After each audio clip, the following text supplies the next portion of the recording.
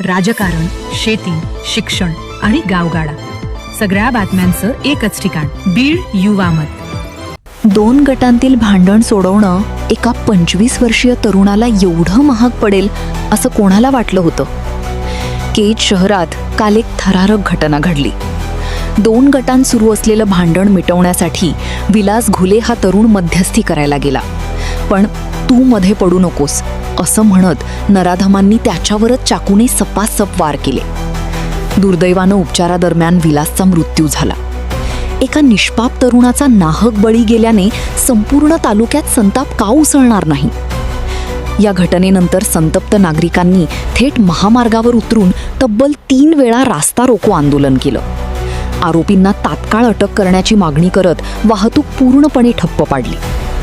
पोलिसांनी या प्रकरणी कदमवाडी आणि सोनीजवळा येथील 9 जणांवर गुन्हा दाखल केला असून आतापर्यंत 4 जणांना ताब्यात घेतलंय. पोलीस उर्वरित फरार आरोपींना कधीपर्यंत बेड्या ठोकणार याकडेच आता संपूर्ण तालुक्याचं लक्ष लागलं आहे.